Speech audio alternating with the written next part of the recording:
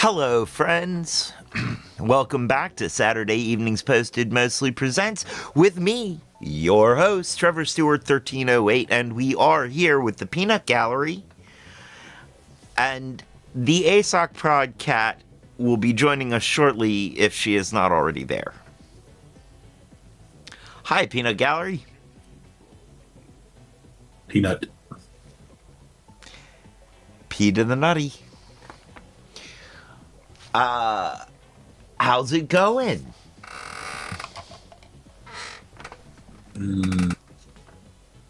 Okay, I guess. Okay. Well, let's start with today's ad read. Today's pre-roll is brought to you by The Hidden Leaf, downtown Charlottesville, Virginia, 105 West Main Street, above the bricks, or on the downtown mall, above the bricks, Suite 200, a great place to go with some great buds to get some great buds, a bud, and the only thing better than their bud is their customer service. Also, they have the lowest prices in town, according to my own personally highly biased research. By which I mean I was incredibly high when I did my personally biased research. You can also find them on Instagram at The Hidden Leaf, where you can also find our other two sponsors, Kush Gang Snacks at KG Snacks 434 and Firehouse, spelled with a Z, at Firehouse, spelled with a Z, Organics. I keep forgetting to put the organics in at the end of their Instagram. Firehouse Organics. A note of disclaimer. We will be probably expressing some political opinions on the show today. Those opinions belong to us, the expresser of the opinion, and or the channel and parent company, but not necessarily to any of our advertisers, including The Hidden Leaf, Kush Gang Snacks, and Firehouse, spelled with a Z. And that takes us through our ad read.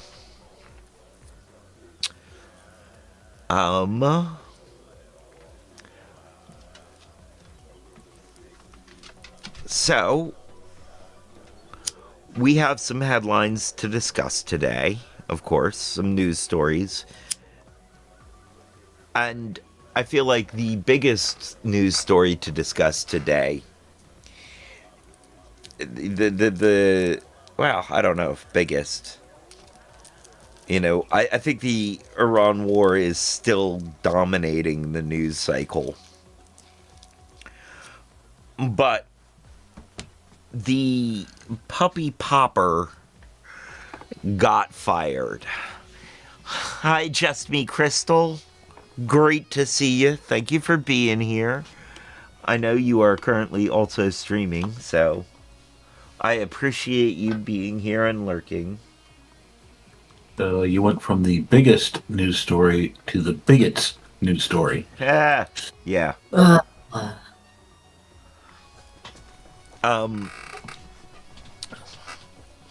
Yes, Christy Nome was fired. And not for killing a dog, like she should have been. And not really fired either. No, really lateral promotion. To something that sounds like a title from a fantasy novel. Something I heard earlier today was it sounds like the 5th spin-off of a Marvel TV show. She is special envoy to the Shield of the Americas. Yeah, but that's only if Congress doesn't finish perjuring and locking her up first. Oh, yeah. Yeah, well, I doubt that's going to actually happen. I think she'll probably get a presidential pardon. Actually, no, maybe she won't. Because part of what happened here is it's not for how she's done her job. Nope. It's that she drug his name into it without his specific permission. Right. It's that she drug his name into it and made him look bad in front of Congress. He needs a mirror. Right. It's an accurate mirror. Okay, a mirror and a new set of eyeballs. Right. No, he doesn't need a new set of eyeballs. He just needs an accurate mirror and not one of those play school ones that just has the fake reflection that when you move, it makes you look like you're wearing a hat or something. Hmm. He needs a real mirror. Yeah.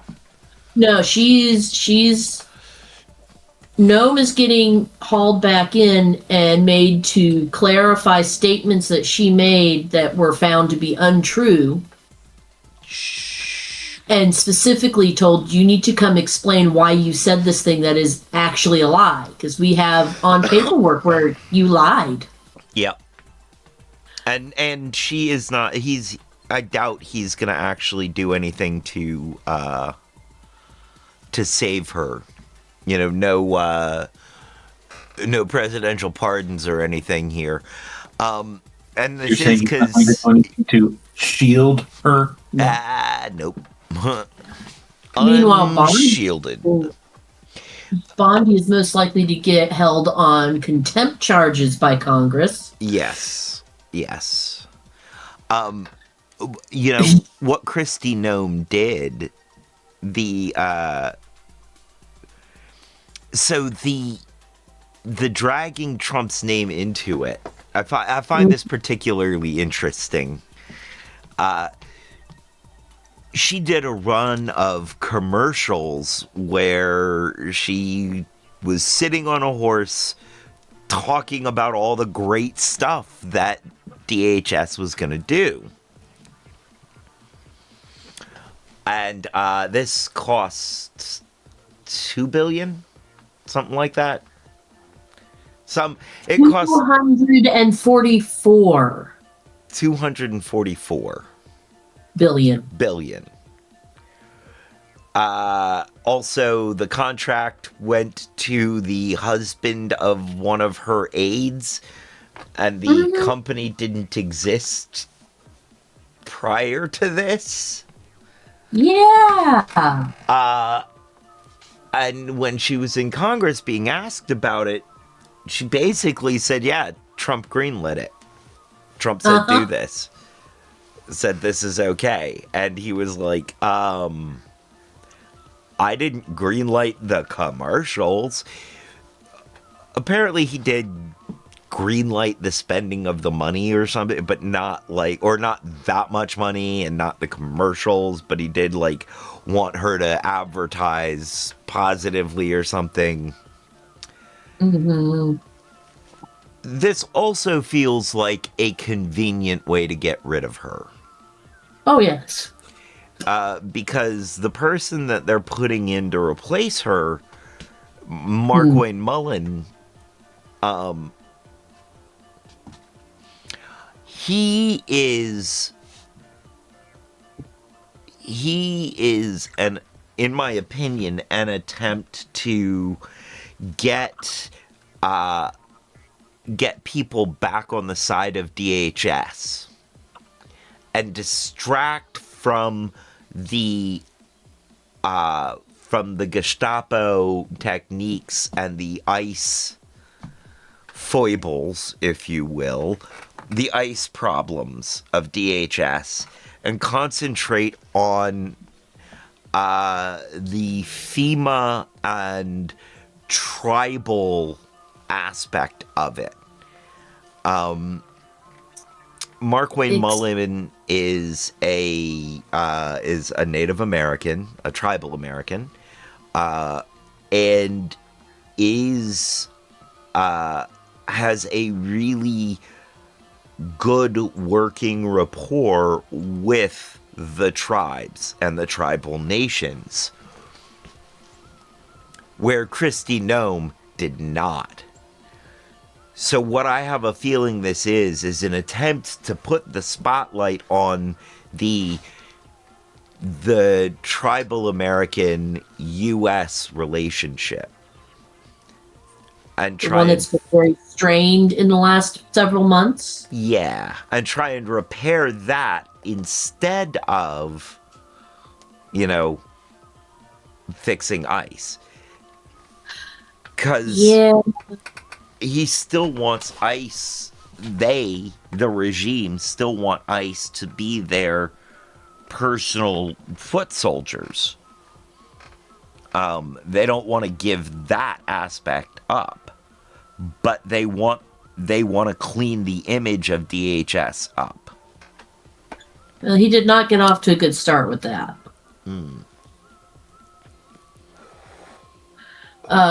He started off by effectively reiterating the party line about Pretty Right. and why the officers reacted the way they did when they had disarmed the man and had him on the ground and his own weapon was 10 foot away. Right. So yeah, he did not get off to a good start by reiterating that particular party line. Maybe, but I think that might have been for an audience of one, as they say. It might have been for an audience of one, but it was broadcast. Yeah, but, well, yeah. So that audience of one saw it. Though, Yeah. when I say that, what I mean is that taking a public stance so that Trump can see that you're willing to take his public stance. Yeah. You know, he may or may not believe it. He has to say that to stay in Trump's good graces, to stay on the good side of the regime. And he has to say it publicly so that that audience of one can see him publicly take a pro-regime stance. Yeah. And Yeah. again, he is not he's not here to fix that part of the problem. He the same things from ICE are going to be happening under him. Mm-hmm. He's here to mend the image of DHS and the tribes, and possibly mend FEMA. Mend the image of FEMA a little. I mean, I don't think he can do a lot to mend the image of FEMA, and he's going to have to work really, really, really hard to do anything with any of the tribes, given the sheer numbers that have been, just snatched off of roadways despite having their tribal cards. Right. Well, he's going to take. My guess is he's going to take ICE out of the areas around the reservations. He's going to issue guidance to leave Native Americans alone. Instead of being a one-drop policy, it's going to be a paper bag policy. Given the immigrants have to be darker than a paper bag to be deported. Which given the is amount of training awful. that the ICE people have been getting and how they've been paying attention to it, I don't think that's going to work. I don't think that's might going to stop him, huh? No. No. On a larger level, none of this is going to work. Yeah. Fascist regimes always eat themselves. Mm-hmm. Okay, Now- considering the ICE officers and their training issues, I think we need to start referring to this as the Barney Reich.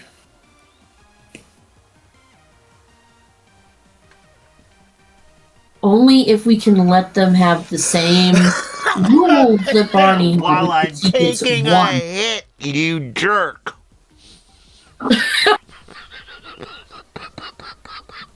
Sorry? I didn't say it, but I will apologize for it. Oh, ow. Ow. Oh. It doesn't help that there's like a 3-second delay between the audio and video. And yeah, so you guys have no idea when I'm hitting a joint. But also, that wouldn't stop you. If you could, you'd aim for it. This is true. I apologize for causing pain. I do not apologize for causing humor. Right. The two of them, The pain unfortunately, is are not justified by mutually the humor. Yeah.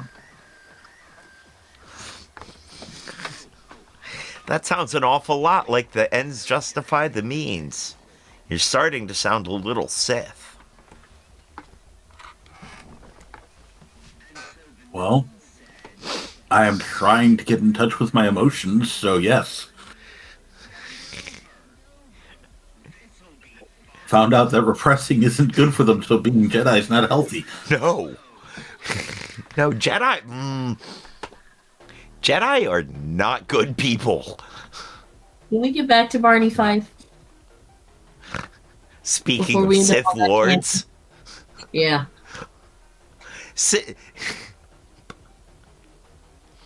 Barney Fife was the Jar Jar Binks before Jar Jar Binks.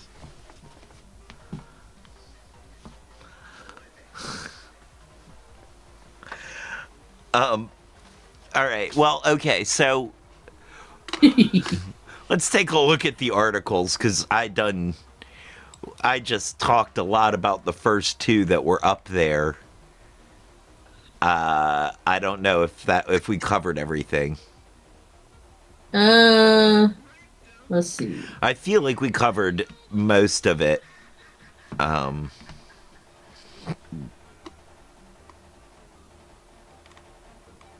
Yeah, pretty much. So let's jump Oh. to let's jump to this one. Don't forget the one just above it. That's a very important one. Don't you put that evil on me. No. Oh, we'll go back Above to the that. tariff bit. Huh? Above the tariff bits. Scroll up a bit.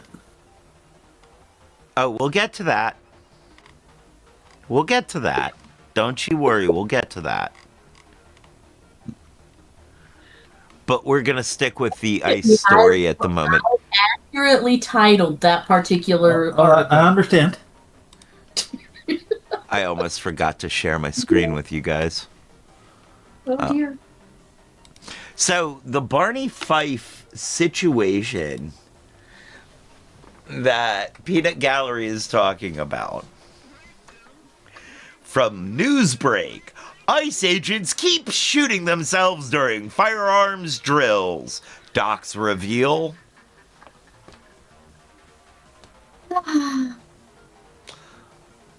Yeah.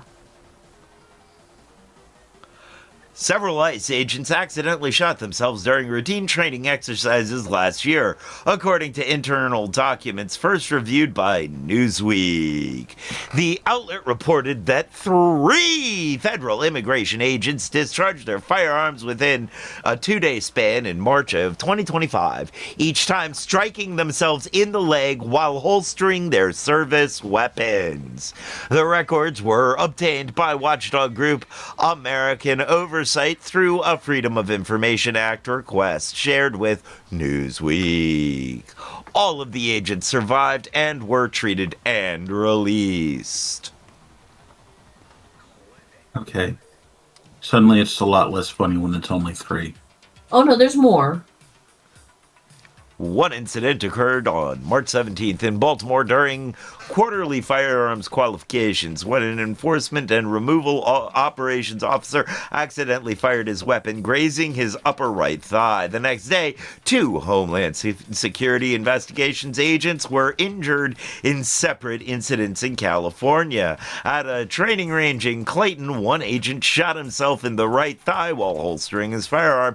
That same day in San Francisco, no, another agent discharged his weapon during holstering drill, striking their upper thigh. In a separate event in Cary, North Carolina, an ICE instructor accidentally discharged a newly issued taser inside an agency office. No injuries were reported in that case. Oh, considering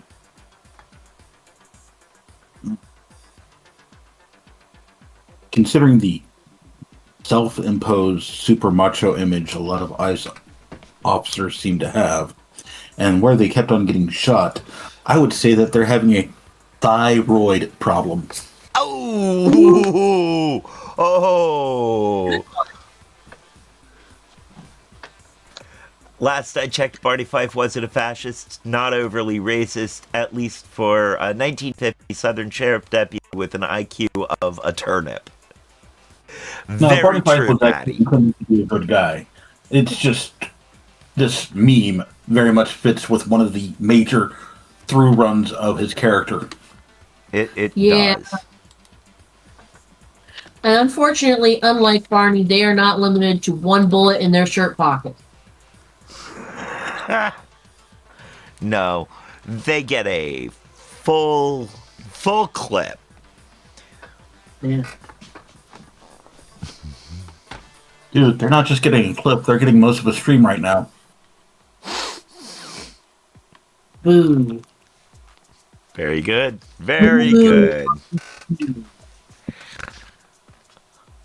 According to Newsweek, the incidents took place before ICE's most recent expansion under President Donald Trump's administration. The Department of Homeland Security announced in January that the agency had hired more than 12,000 new agents as part of a broader push to ramp up immigration enforcement. Former ICE officials told the outlet that accidental discharges, while concerning, are not unheard of in federal law enforcement. Scott Mikowski, a retired deputy field office director, said such incidents are not often the result of operator error. Such incidents are often the result of operator error, noting that federal officers undergo firearms qualifications 4 times per year. Darius Reeves, a former field office director, described training and safety protocols as standard and robust, though he acknowledged that any incident involving injuries is serious. But the thing is, this has been proven to be a lie because there are other documents that have been released within the same time frame showing that the training that ICE agents were receiving at the beginning of last year compared to what they're being given at the beginning of this year has been cut dramatically. I'm sure it has. As in courses that should take, they should be getting something like 18 or 20 weeks of training, and it has been cut down to like a month. If that. So they're robust and yeah, no. They just got robusted. Yeah, they got busted. Robusted. The report lands as ICE continues to face scrutiny over enforcement tactics, including allegations of excessive force and racial profiling. Critics argue that rapid expansion can strain oversight and increase risk if agencies fail to account for stress, fatigue, and high-tempo operations. A 2017 research paper cited by Newsweek found that more than half of unintentional firearm discharges occurred during routine handling, not during high-threat encounters.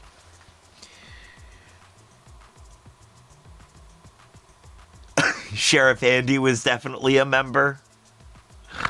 That tracks. That tracks, actually.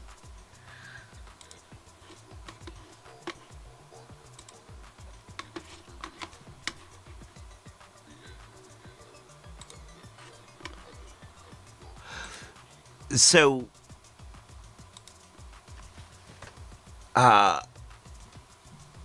yeah. this, I mean, this feels like, feels about right. Mm.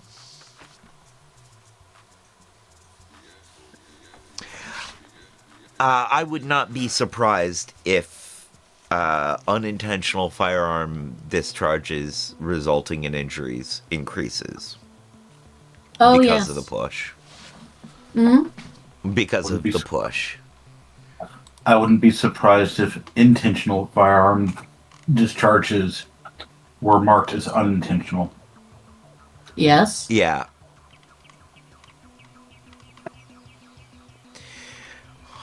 Well, all right. On to the peanut gallery rage bait.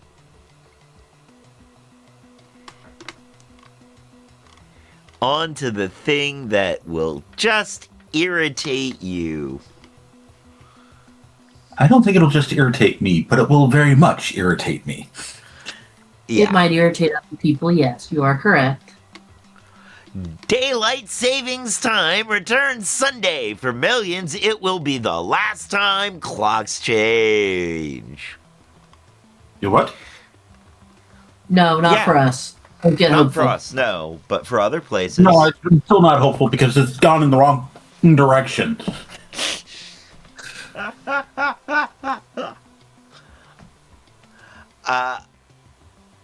So, yeah, this Sunday is daylight savings time. Or Saving, no S. daylight saving time. It is the, I'm going to make this topic as uncomfortable as possible for as many people as possible.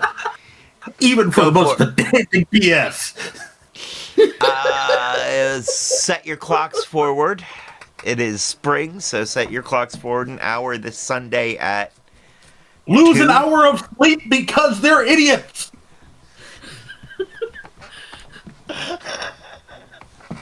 Tell us how you really feel. I can't. We don't have enough F bombs. Even if we had cluster F bombs, we do not have enough F bombs.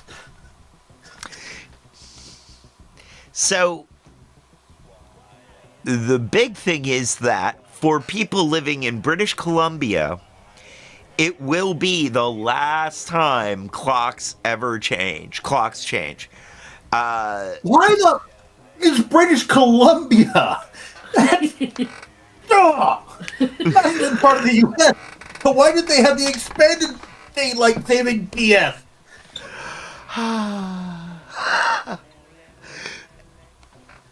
So,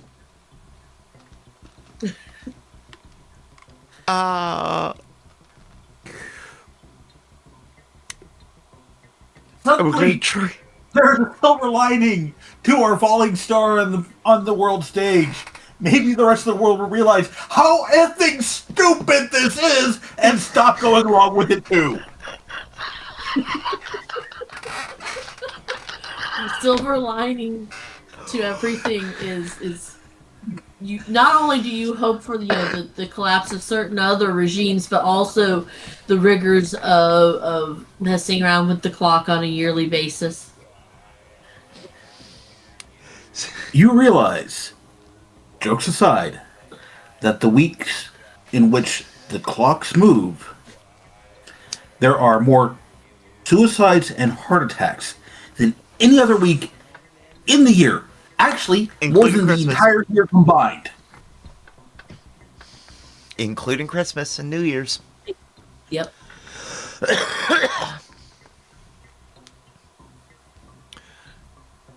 Eliminating twice yearly time changes reduces disruptions for families, simplifies scheduling, and provides an extra hour of evening light during the winter months, officials said on the province's website.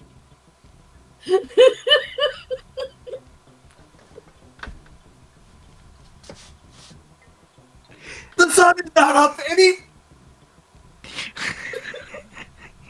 Of you. We're forced to leave the comfort of our homes earlier.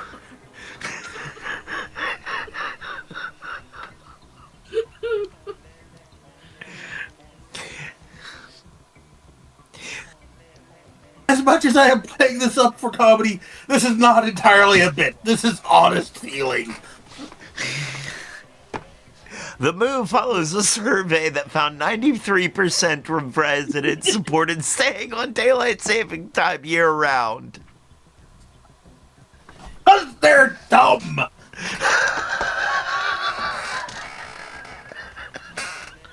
Noon, midday, sun is at the height. Done.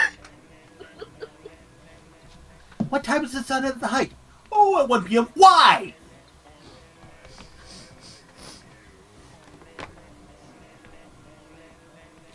I'm terrified to take a hit because I know you're going to say something hilarious as soon as I do.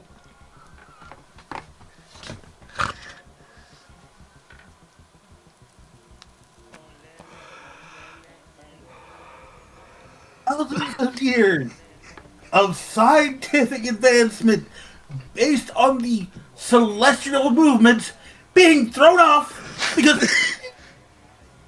think I want to see a little bit more sunlight. You could just wake up earlier, to force everybody else to.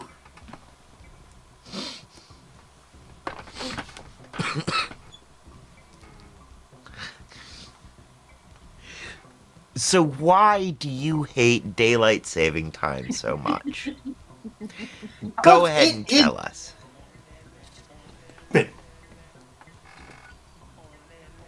There is no reason for it.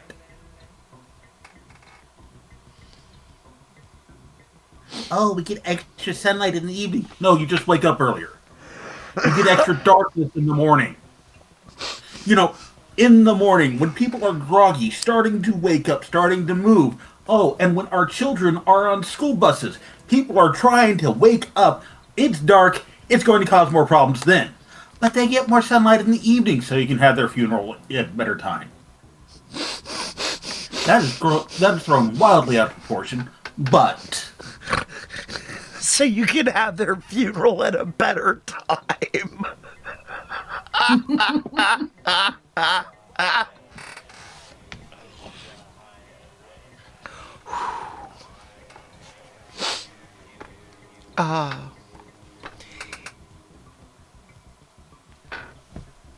I mean, I'm a pretty easygoing person. Go along to get along for the most part, right?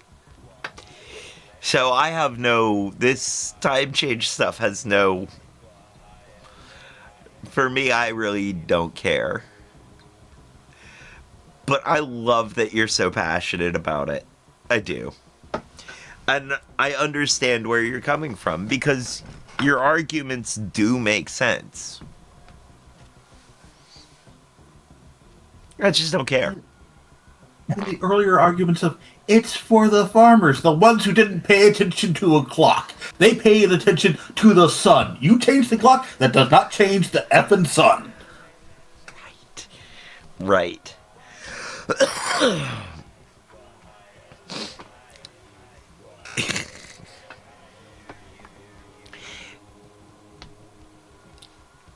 I mean, I was never quite able to follow what it actually did, like what good it did anyway. It doesn't.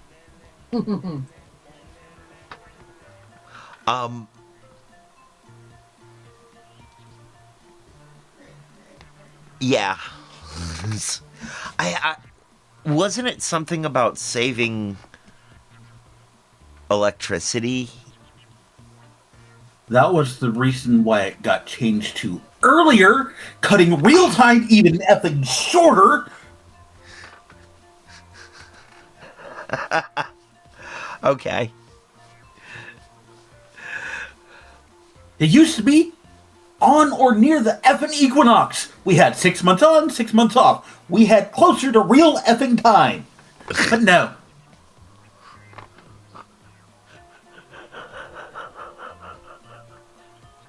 Now it doesn't even make sense when these days happen. It's just like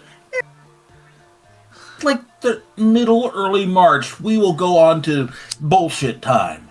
It's like 3 days before Christmas. We will go off of bullshit time. Right. The actual reasoning is yes, it was energy conservation during a war. Okay. And it was instituted by the Germans. It'd been messed around with since 1890 something. And various corporate magnates, various manufacturing barons were the one pushing for this, with farmers and everybody else saying no, take a flying leap. So great. Yet another argument against it because it is sponsored by the world wishing to be corporate overlord billionaires. Yep. Yes, indeed. The I will say I did ask for this information because I had the sneaking suspicion that it backed up your arguments. probably. So yeah, no. Back in 1890, someone tried it in New Zealand and got shot down, and then later on, someone in Britain tried it. It was shot down as well. With his argument was, but if we shift the clocks and everybody goes to work earlier and they've got more time to enjoy the summertime afterwards, after work, and they're like, no, we don't need to do that. It first actually got implemented in 1916 because of World War I in Germany. Because they needed to save electricity for their war effort. Okay. And shortly thereafter, the UK and various other places followed, and eventually the US followed for basically the same reasoning. We're at war, or there is a war happening, and we need to match up with everybody else. Okay. And it was, at the time, just a wartime act. It was repealed in 1919. And then Roosevelt decided during World War II that we needed to keep it. Okay. Well, he brought it back. He brought it back for World War II. And after that, it was some states used it and some states didn't. And finally, it was in the 60s that Congress said, okay, we're just going to keep this thing. In 73, they made it permanent. It lasted 2 years until they had to repeal that. Yeah. How quickly we forget. So, okay. and there is, as that article that you've got notes, there are varying places around the world that either use it, don't use it, or use a different variation on it. Right. I was about to ask, what are the other places that are on daylight saving? And is there anywhere that is permanently not on daylight saving? Most Indiana. of Arizona. I heard Indiana and Arizona. Yep. That's in the U.S., yes. Most of Okay. Arizona. There's like one county in Arizona that still uses it. It still uses, and both of those places, the Indiana and Arizona, are off daylight saving period. Yes. Correct. Okay. So they're gonna be 2 hours or an hour out of sync with British Columbia. An hour out of sync. An hour out of sync plus time zone, if there is any time zone difference. And they're going to be an hour out of sync with the rest of us, too. Yep. Only for like half the year, though. Only for part of the year. It's not even half the year. It's like, because this goes from March until the end of October. So you've got November, December, January, and February. There's only 4 months out of the year that we get regular time now. Because they extended this bullshit. Aha.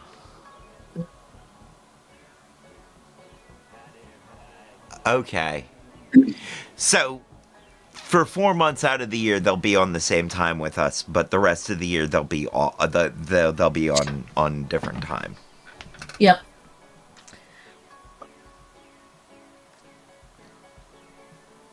Same with British Columbia. Mm. This seems silly.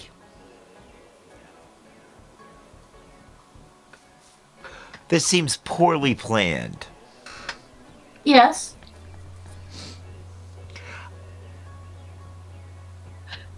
And like I said, there's like in the U.S. you've got Arizona and Indiana that don't observe and are Right. like, no, we're not playing this game. And then outside you've got you've got places that are either when they do observe, they observe either for a shorter amount of time or they only change their clocks by a half hour or they change it by an hour and a half. Okay. Depending on the country. And then you've got other places that don't observe at all and refuse to acknowledge that anybody else observes. And then you have China. Whether or not they observe daylight saving time, I don't know. Also don't care. But we're talking about time zones.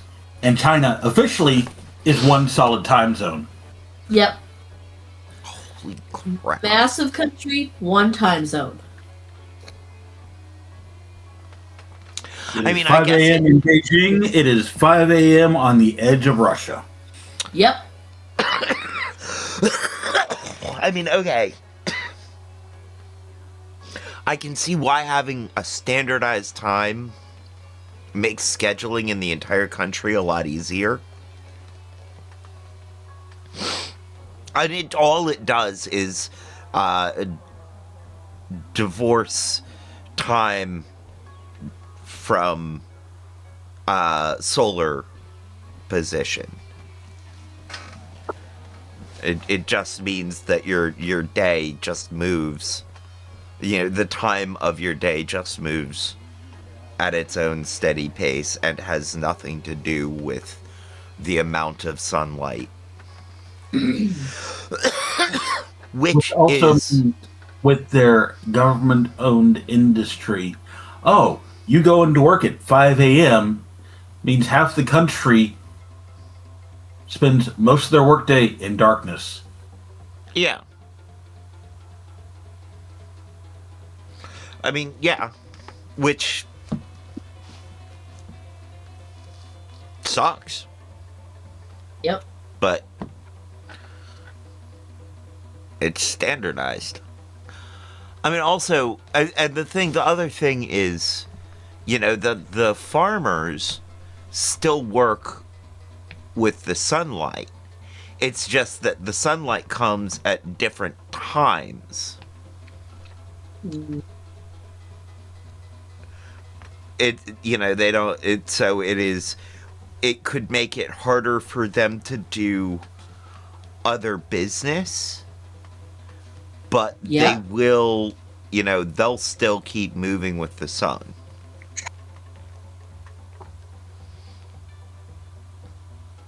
Their noon, the middle of their workday may be hours off of noon, off of 12 p.m., but it'll still be the middle of their workday.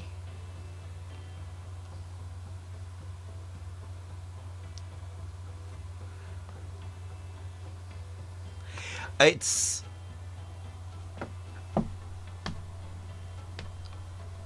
I agree with the scientific designation of time zones because it makes logical sense, makes things work easier. Yes, crossing time zones can be a pain, but you're going to have to deal with that sort of pain if you're crossing that distance anyway. Right. and our bodies aren't built to be traveling that far that fast. Like, we're just not built for it.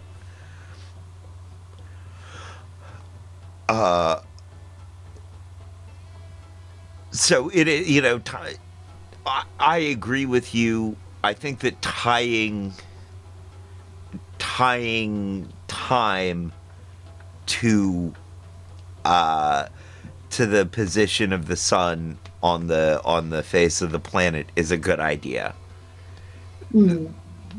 I also acknowledge that time is a very relative thing. I think baking in some of that relativity into our timekeeping system. And the thing is, like, we can keep track of what the time is in other time zones and have a way of relating the two, relating our current time and the time for someone in another time zone. So it's not like by having time zones we have all of a sudden no idea what time it is for them. All you have to do is a little math, a little thinking, and there it is, and you can then interact with their time. Nope. Can't do that. Thinking's not allowed. No Especially in the mathing, no current thinking. structure. Huh? Yeah. Especially in current structure. Fair enough.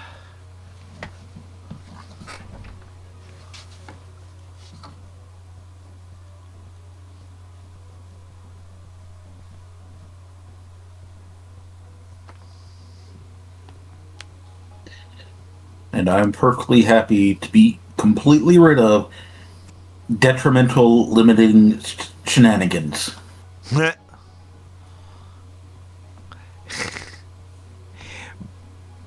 By which you mean daylight saving time.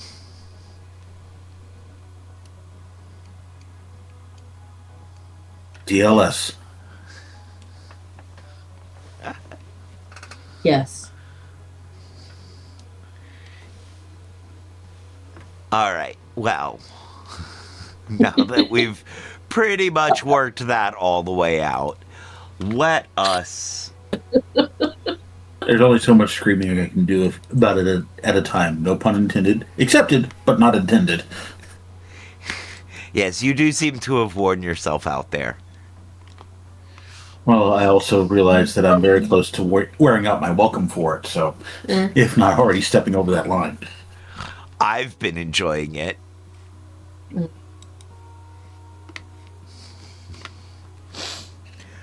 Alright, so our next story is asking me to subscribe to our free newsletter. Not right now.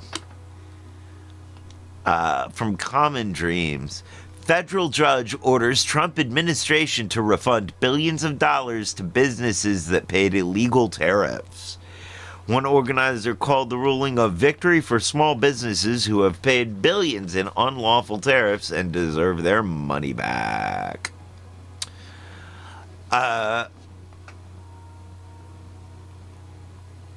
Yeah, so this is my question when we get to talking about this is, what about all of the consumers who paid? F them. What? Huh? Yeah. F them. Right. Remember, F we us. don't count. Right. Right. We are the product. So we don't count. Fair enough. Fair enough.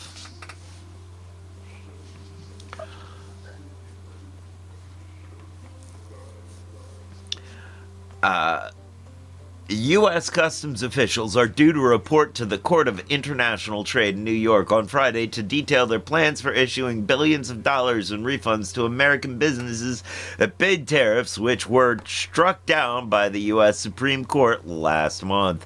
On Wednesday, Judge Richard Eaton at the Federal Trade Court ruled that all importers of record are entitled to benefit from the Supreme Court ruling that found President Donald Trump had illegally invoked the 1977 International Emergency Economic Powers Act, IEEPA,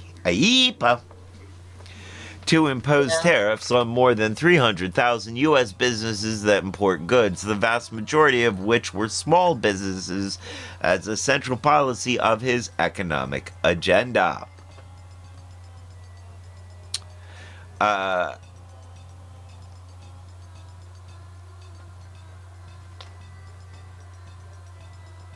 The Supreme Court found Trump could not use the IEEPA to unilaterally set tariffs. Eaton ruled in a case brought by Atmos Filtration, a company based in Nashville, Tennessee, which filed one of about 2,000 lawsuits at a trade court seeking refunds for the tariffs.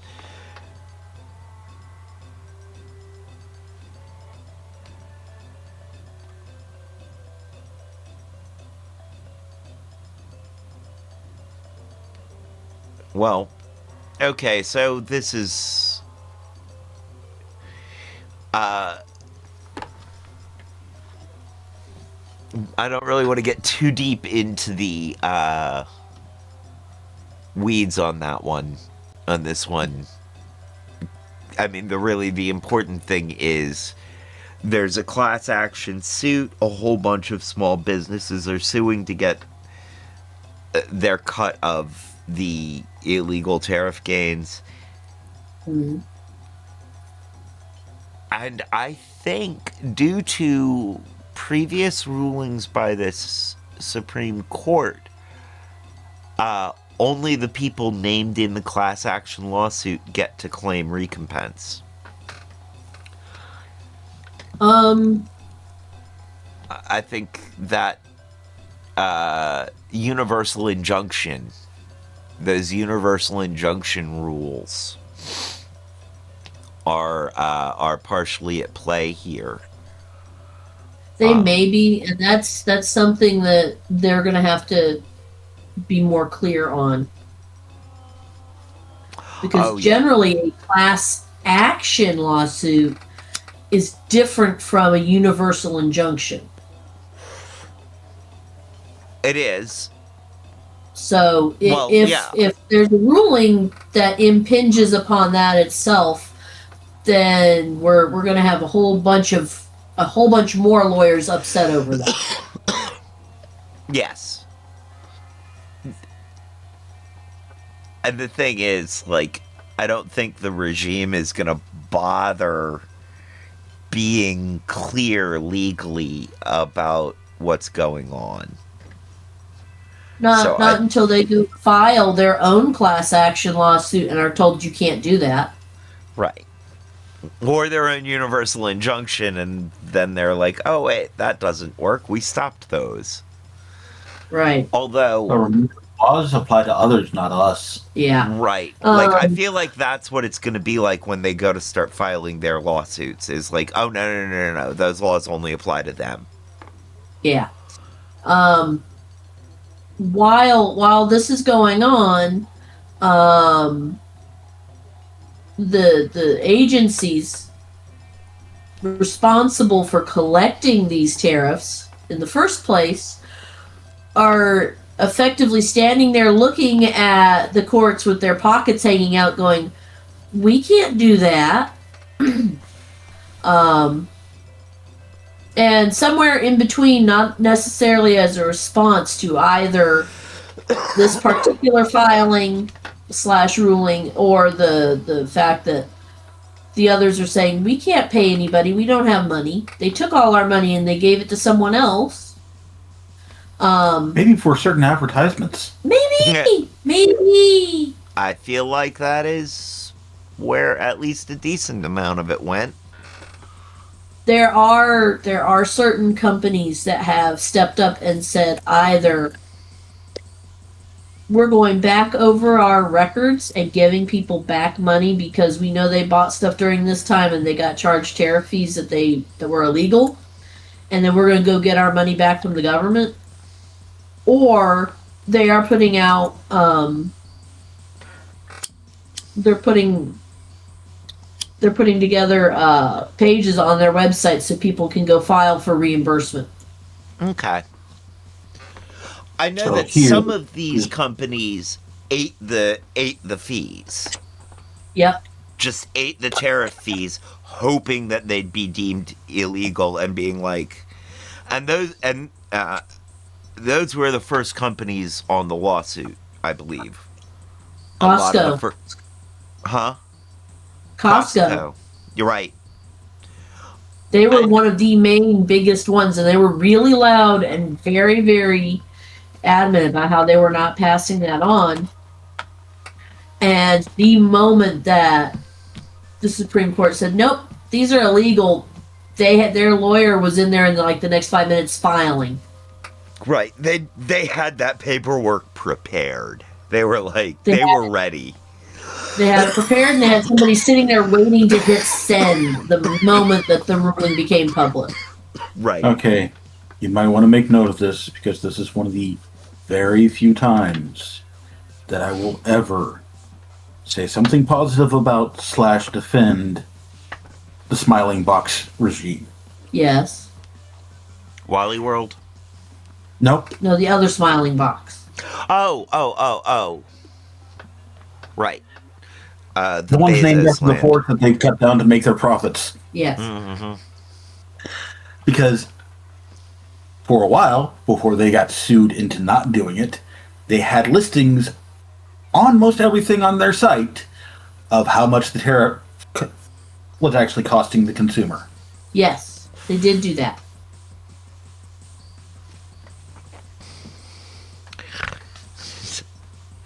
Yeah. Then Bezos lost any semblance of a backbone he had.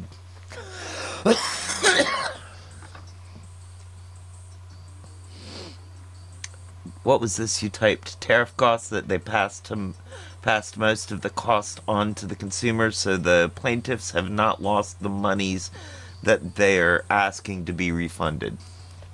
See, that's kind of what I'm worried about. However, again, like we said, some businesses didn't. Mm-hmm. Some businesses Some just didn't. ate the cost. And some only only passed some of the cost on.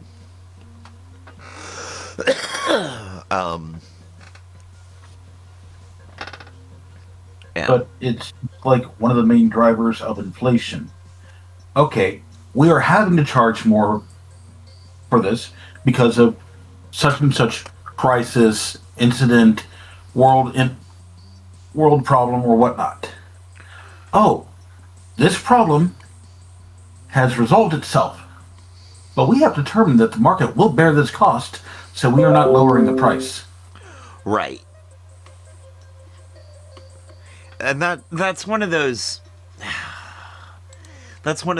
late stage capitalism things too. It's one of those, like, this is one of those things that just happens in late stage capitalism where where inflation just sort of keeps creeping up because of this kind of thing.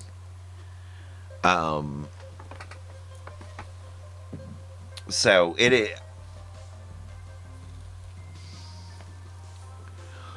I'm hoping that prices come down as tariffs. We still have another 100 and some days with this new 10% rate that Trump has imposed. Because he's angry at the Supreme Court for striking down his other tariffs. And I don't think he's going to get away with doing that either. I think there was something about that not being something he could do. Because again, tariffs are supposed to be something imposed by Congress, not him. Because they're the ones with the power of the purse. Supposedly. Yep, supposedly. which is Uh, why Congress can call Nome and Bondi up and hold them in contempt for spending money they didn't have access to, supposedly. Right. Oh, we did skip over. What did Bondi spend money on? Bondi What did? didn't spend money, but Bondi has been um they're getting ready to hold her in contempt. And when I say ready, it sounds like there are 20 something Republicans that are ready to jump the aisle to help hold her in contempt for how she's been handling the Epstein files, especially in light of um, her most recent appearance in front of them, and the fact that after her appearance, the FBI released 3 separate interviews with someone that was assaulted by the Orange Cheeto, that they found a credible witness.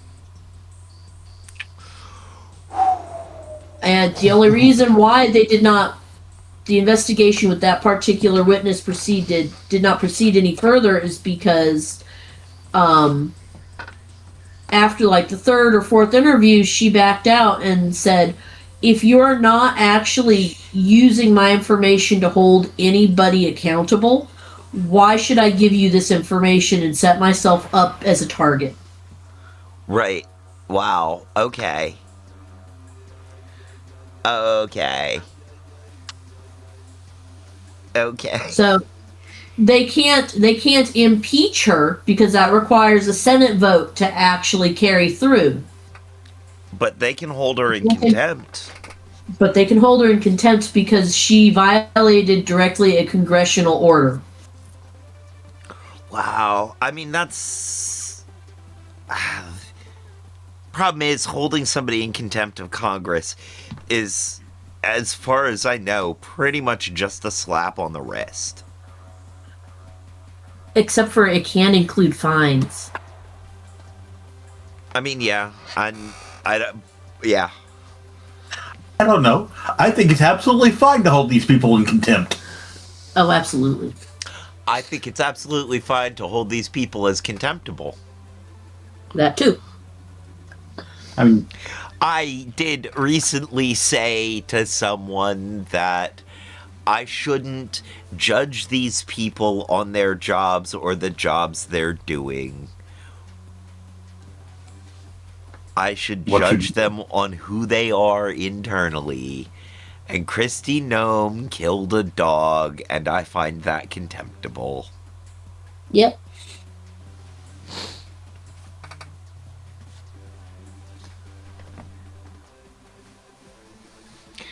and she didn't kill a dog because it was sick and she was putting it out of its misery, or it was rabid or anything like that. She killed it for being a puppy and being annoying. Yep.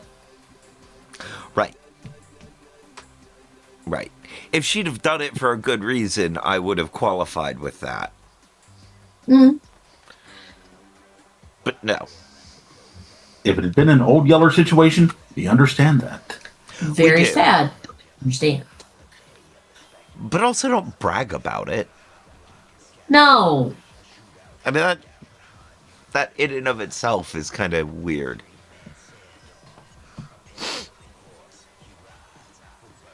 So, yeah. Again, I don't know how much holding them in contempt is going to do. I mean, yeah, there are fines, but even the fines aren't that high. I've seen people being held in contempt of Congress. Huh? Then you just need to give Ray more weed. Rafe. There's Ray fines. Rafe fines. Oh, Rafe fines. Okay. Yes, it is not Ray, But it's still, Rafe. But you still, get the joke stands. I think at the moment the joke slouches. I think at the moment the joke tokes. Where Nightvale is shambles. What? Shambles works. Shambling along is fine too. Are you at all familiar with the long running podcast of satirical media called Welcome to Night Vale? I am. As you know, I Okay. have listened to Welcome to Night Vale. No, I did not know. Oh yeah, dude, don't you remember you got me into that a few years ago and I was like actually listening to it. I listened to So, therefore, in reference, the joke does not stand, the joke does not slouch. As in Night Vale, the joke shambles. The Joke Shambles. Yes. As in Night Vale, the Joke Shambles. Okay. While the fines may not be particularly high, among other things, they can require her presence there enough to where Bondi could end up getting fired simply for not being able to perform her job, or, like with Gnome, linking somebody else's name in unintentionally. Okay. I mean, yeah, that is entirely possible. And honestly, you know, she could just get fired for being too much in the spotlight at any given time. I mean, we've seen him do that. Especially if they decide to question her about certain pictures in the Epstein files. Right. She's actually, I thought Bondi would be out before Gnome. So did I. Because he put her in an impossible situation. Yeah. You know, Oh. talk, don't What? talk, don't talk, don't talk. Yes. Meanwhile, the attorney that he had going after some other people, the Florida bar is investigating her. Really? Yeah. What for? Discrepancies within her standing with the bar. Oh, ho ho. Which my first thought is, all right, it's bad enough that you're, as a lawyer, your bar association is investigating you, but when it's the Florida bar? Yeah, that's a little, yeah, no. That's bad. to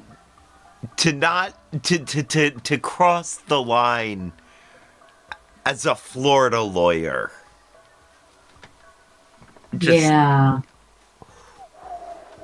man. Talk about the bar being low. I mean, Florida is our version of Australia with all of the weird things that happen or could happen. So yeah. I thought it was more like Australia was the world's version of Florida. I mean, yes, but we have international listeners that may not realize that, so explaining Florida as our version of Australia helps. I mean, yeah. I think any of our international listeners understand Florida. Partially because we used to do that segment, Why Florida, Why? Nobody actually understands Florida. They just accept that it exists as an eldritch horror and leave it alone. See, the thing is, you can't really say that Florida is our version of Australia because they have never gone into a full military conflict with their own wildlife, especially a quote-unquote non-aggressive, non-predator part of their wildlife.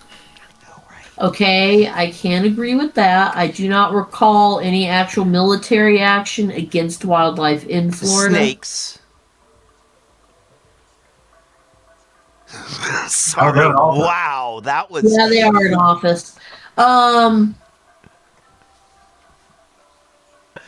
I mean, the closest is their actions against snakes. Second closest would be the annual collection of the falling iguanas. Oh, yeah, yeah. Oh, man. We went through iguana falling season and only mentioned it like once. We mentioned it like 2 or 3 times. Oh, okay. We just didn't do an entire segment on it, that's all. But it was referenced. It was referenced, yes. And we did put out the public service announcement warning to not put the iguanas in your car and take them home for dinner. No. Because they Or at least thaw. don't put them in the car loose. Right. Bundle them together. Well, secure them properly. Don't let them just roam around the trunk. I mean, if you're taking them home to be pets, I guess it's fine to just let them roam around the trunk. But if you're taking them home for dinner, don't. Yeah. Yeah, but if you're taking a wild iguana home for a pet that has started out frozen, you open up that trunk and it has thawed, that tail can do damage. Oh, I'm Yeah. sure.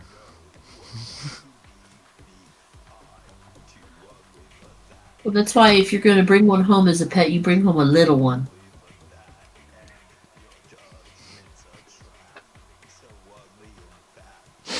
So you call it sleet? Yes. We also mentioned that spring is coming and, to please not wear your lizard earrings in Florida. Because you do not know where their teeth have been. Right.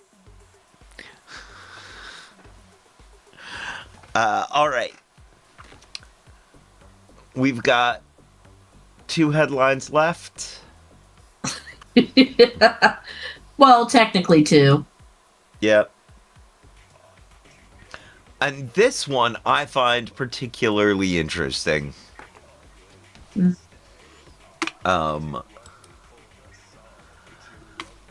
I think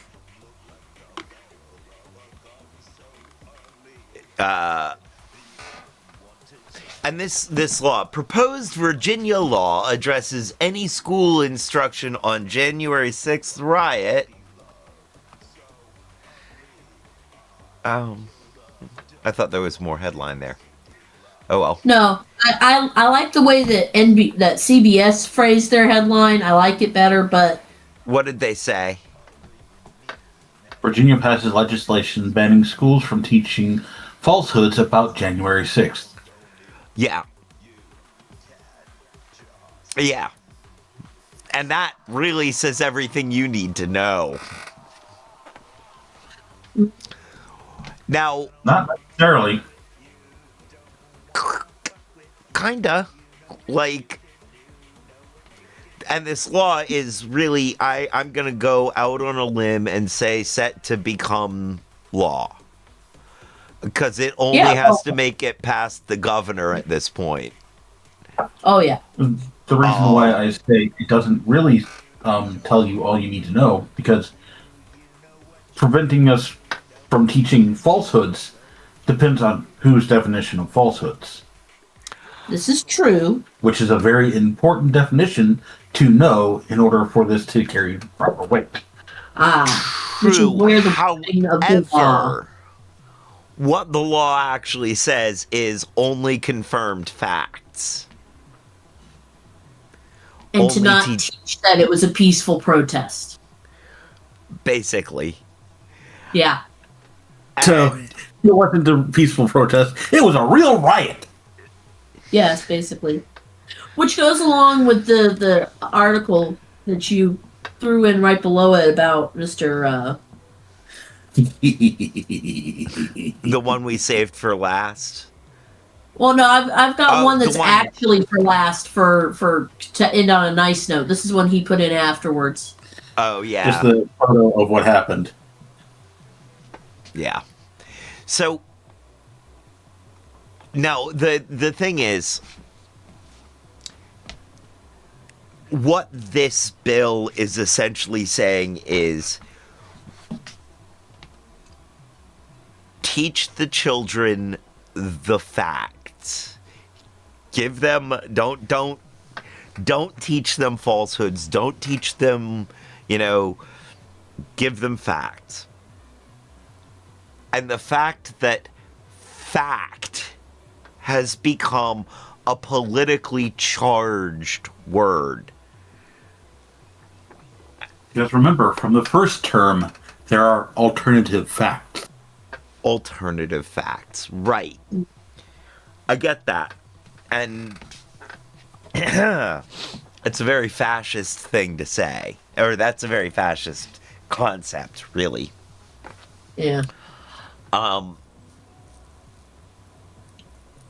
It really does, I was about to say, show how fascist we've gotten. How far down that road they're trying to get us. Yeah. I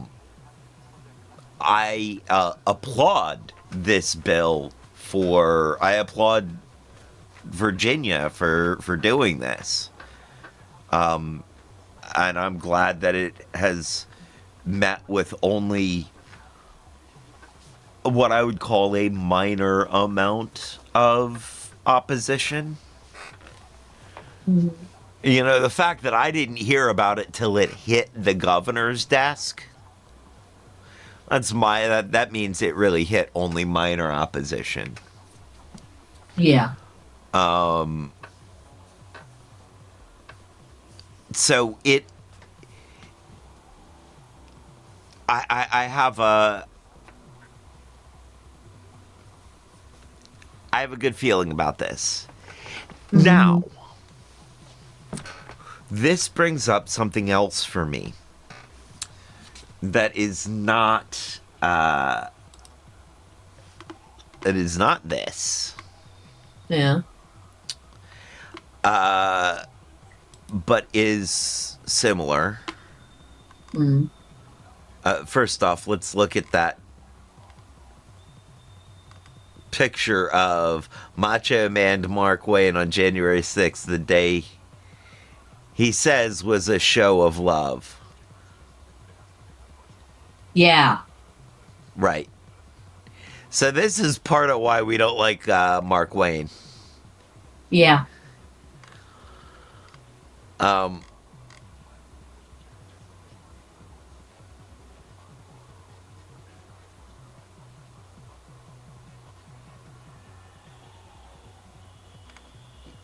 Oh, this is daylight savings. This is more daylight savings stuff. You can ignore that. Yeah, that was just Okay. the post about how it was tried permanently for 2 years and then shut down. Okay. Anything posted by me is after what was listed as the schedule for today's episode. Yes, but sometimes it may have something to do with something important.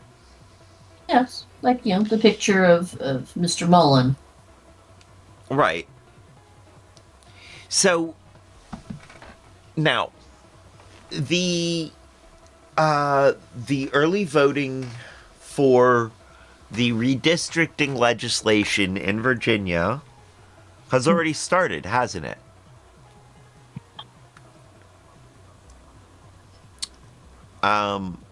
The redistricting Referendum. referendum. Thank you. That was the word I was looking for. A referendum being when you take an issue straight to the people and you have them vote yes or no on it. Yeah. Early voting has already started on that, hasn't it? Yes. Yes, it has started. And this referendum is for temporary redistricting of Virginia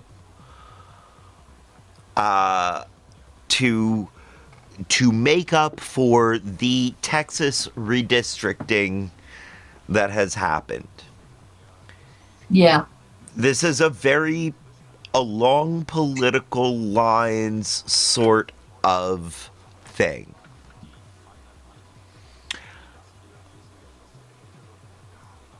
I think that from a practical standpoint, from what we should be doing to protect our democracy, I think that this is a good idea. The fact that it's temporary, it's supposed to be temporary, Yeah. gives me a little relief. The whole thing gives me pause. Now,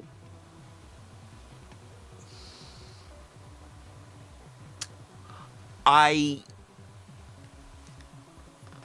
don't think giving Democrats more power is necessarily the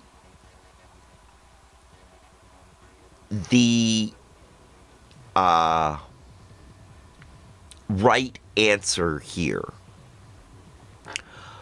I think giving Democrats enough power to withstand the regime until the regime crumbles is a fine idea. Mm-hmm. But I'm 100% not a fan of this idea. I will vote for it because the cause for it is something I agree with. But the fact that it's temporary is the only reason why I'm still actually going to vote for it. that right there. This makes me really uneasy. You know, I've been really examining my position about the Democratic Party now that I have actively voted for 2 cops in a row. Yeah, I know. Like, that has me questioning some stuff. I'm not, like, this is not a comfortable place for me. And I understand that I have done it out of necessity. And I even like Spanberger. But she's a cop. Look, talking about your voting record, there's no need for that. That's just a cop out. Ouch. Yo, you should police your jokes better. This is criminal. And she just hit me with a billy club. No, I swatted you. Ah, yes, she swatted me.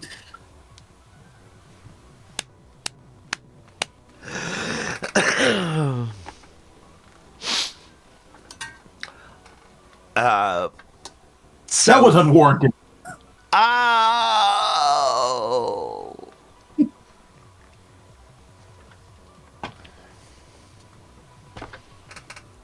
So yeah, this is where what? Not you, him. Oh.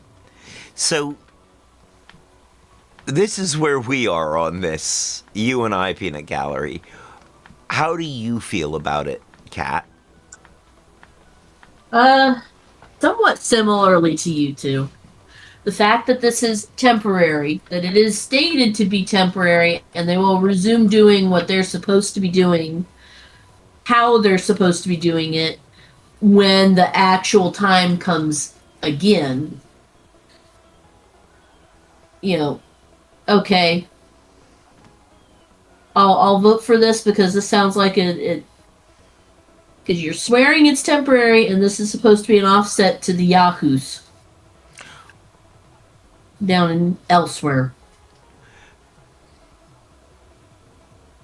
But boy, it has that feeling of Jar Jar Binks standing in front of the Galactic Senate, giving the speech that hands power to Palpatine.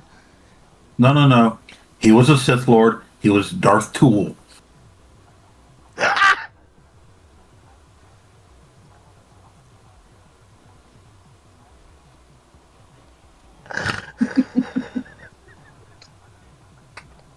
I'm not sure at this point who's more hated, him or Darth Twit. I think I broke you. Did I just break I'm you? working on it. I'm working on it. Ooh, that was good. Did you Darth catch him? Tool. No, I didn't catch you in the middle of taking the hit. No, But- I didn't bother lighting a second because I didn't think that I'd have time to smoke most of a second. So, so yeah, this is a very uncomfortable place for us to be. Yeah. And that part of me that part of me that uses the narratives that I've been exposed to stochasticize the future sees, huh? To what? The future? Stochasticize. Gesundheit. I do not Thank know you. this word. I don't think it is a word. Okay. And what the is it supposed to mean? Okay, stochastic reasoning is using a huge amount of knowledge to predict the future. So I made it I added whatever tense that is. The present perfect, I think. I added that tense. You changed it from an adjective to a verb. Yes. I verbed it.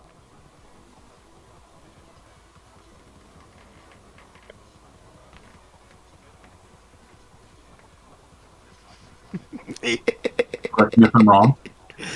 The problem, dear heart, is that is a part where I do not do well with educationally. So That was I out. can't correct you if you're wrong because I would have no clue. That's just out to the general public. Correct me if I'm wrong on that one. Are you trying to tell people to get in the comments? I would not deign to bring myself to the same level as Monsieur Mulligan. I don't.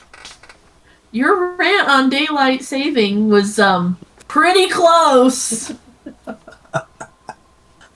Oh, by the way, how did you like the halfling postman?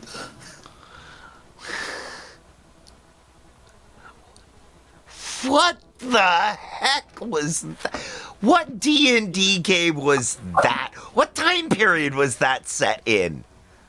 That was Brendan Lee Mulligan's D&D adventure high. So they're like high school students.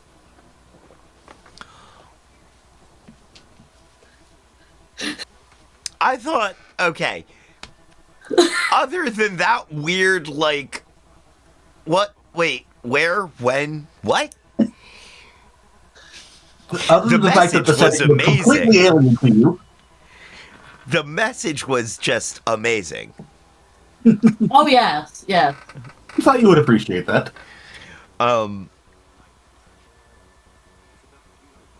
It was just such a mix of other things that I'm familiar with. Uh-huh. That like I'm not used to them. Coalescing in such a fashion. Yeah, the brain had to do a little extra work there. I did. No, my mom works here. Some of them are good people. See, now that he's gotten that, you need to send him the longer clip that has where they first meet the postman. So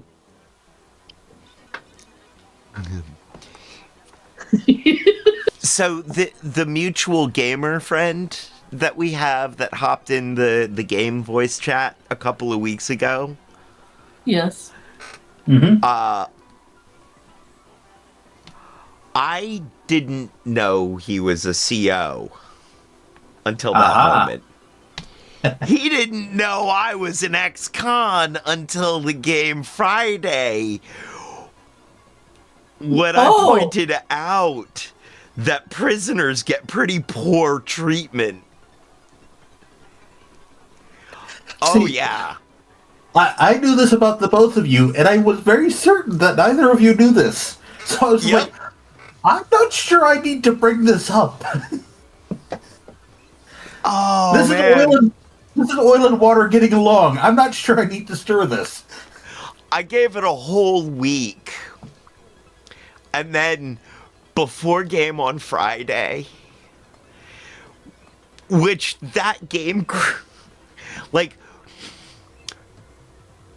3 out of the 4 people, including DM, of the Thursday game group are here in this conversation right now. So our Thursday game group has a certain level of understanding of each other. Friday game group, not so much. And we don't spend a lot of time getting to know each other before game. It's pretty much right into game. But this time, so I made a comment about being on the mend. He heard being on the men. And I was like, oh no, my dating life hasn't been that great recently. And he's like, oh, well, I got a bunch for you. And then I'm like, actually, you'd be amazed at how absolutely unhorny men in jail actually are. And it started this whole conversation. Well, more like rant. From whose Eh, side? That's the question. me. Oh, Okay. okay.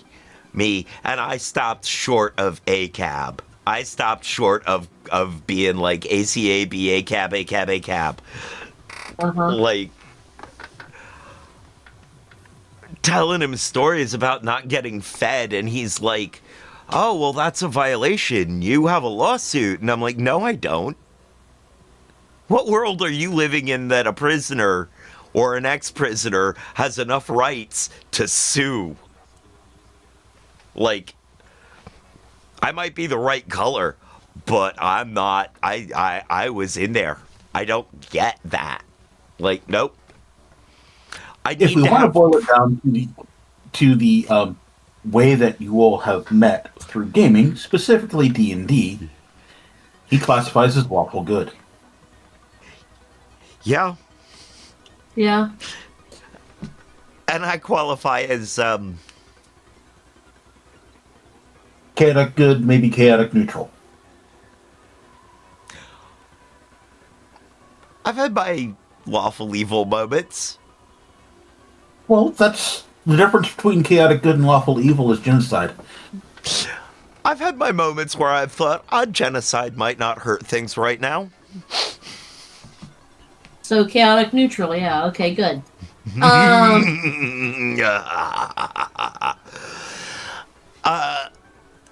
because when you can't make up your mind which side of the fence to jump on, you just end up sitting in the middle and you're good. I mean, Only I'm you are more. far from being a turtle. I'm actually way closer to true neutral. Yeah. Because if there is a lot of chaos, I will try to impose order. If there is a lot of order, I will try to impose chaos. If there is a lot of good, I will be the chaos that unsettles it, called evil, and that's Uh, chaotic evil. yeah. If there's a lot of chaotic good, people being really chaotic but not necessarily evil, I will try to impose order through.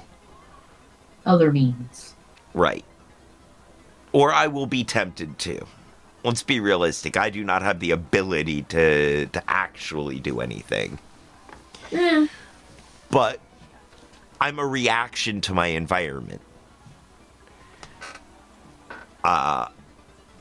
And that is pretty much true neutral. I choose to land on the side of what's better for humanity and better for Mm. the planet. Because I have empathy. Mm. But that empathy will also lead me to make lawful evil decisions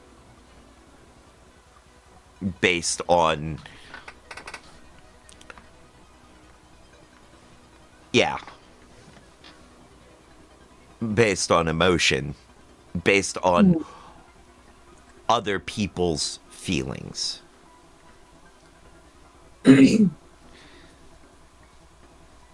Um, so yeah, that's.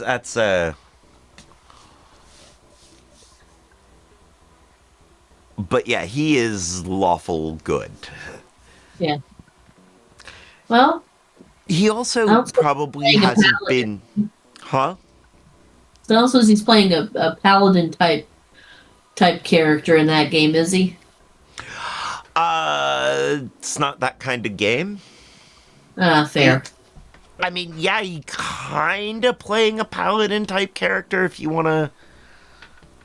kind of want to break it down into that, but the archetypes are pretty removed from D&D. Fair enough. But yeah, he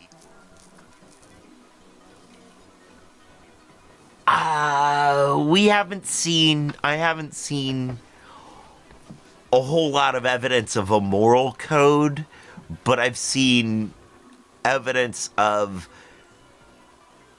gentlemanly behavior. Ah, okay. So I don't know if he's gonna play up a moral code at some point. There's definitely an ethical code involved.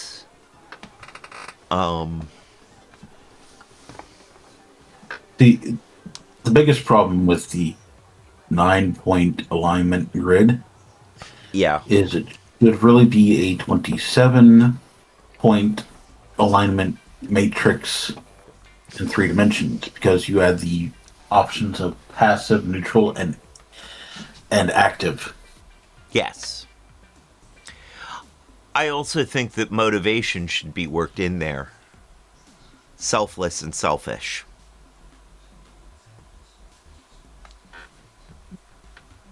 I think most people fall along a spectrum of selfish and selfless. And I think you could probably average out their behavior and say they are about here on that spectrum. Mm-hmm. See, I was just proposing 3-dimensional Connect 4. Now you're making it into 4D chess. Well, I mean, if we're really trying to model a human personality via archetypical spectra, I mean, there are way too many aspects of a human personality to actually do that in a dimensional way. Yes. Well, that's why alignment isn't necessarily personality. Yeah. And You can I have a mean, very friendly and caring and empathetic paladin, or you can have the lawful anal. Did I cause you to choke on that one? Sorry. I only laugh because I've played with paladins who were lawful anal. Hey, Chris into 386. Great to see ya. So yeah.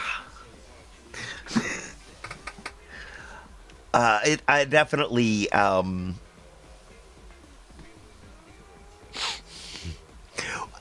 So we are, by the way, we are getting along in game just fine.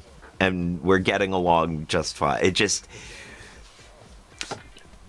I don't know that I could hang out with this person outside of game, and I'm not sure I'd feel comfortable being in the same room with them.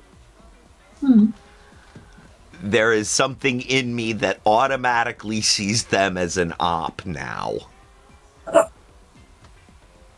Entirely understandable. Yeah. Like, I personally do not agree with that. yeah, they aren't their job. I get that. You've had experience that had a very different impression on who they are than what you are now attaching to them due to some arbitrary outside interference. I would say it's not arbitrary outside interference. Due to previous trauma with people of the same job title, from people of the same job title, he belongs to a category of people who have actively traumatized me in the past.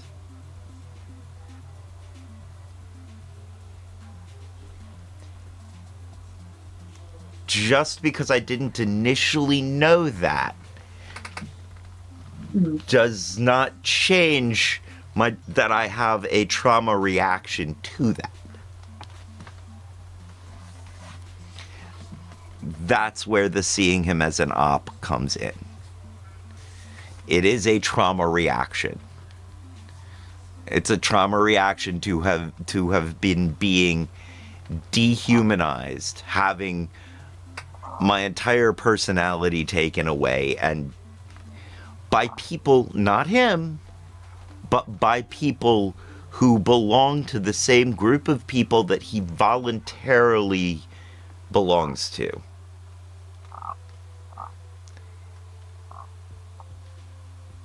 Now back to the original statement of, but there are plenty of good people who work here. Right? My mom works here. It took a little while to hunt up and find a correct clip for you that gave you the introduction of this being delivered by a halfling mailman. Most clips just show the person speaking and they go right into that particular speech. So you don't get the introduction of the halfling mailman, and you don't get the brain melting of halfling to anti-disestablishment speech going, what the? Halfling Right. government employee. Yes, halfling government employee, anti-disestablishment speech. Modern jail. Modern jail, modern mail. I mean, they're pulling out assault weapons, And a lit Molotov cocktail. which was just living in Wait, his was that lit mailbox. the whole time?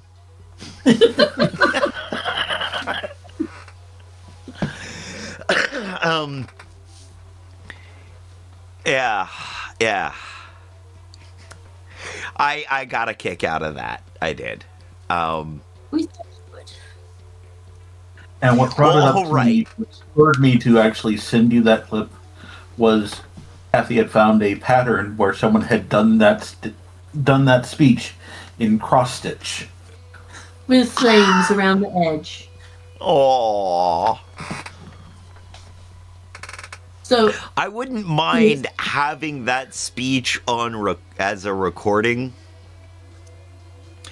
to use in the break before the drop on a DJ set.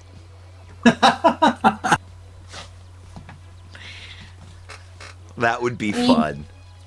are you allowed to sample YouTube clips? Sure. I don't see why not. It's a YouTube clip.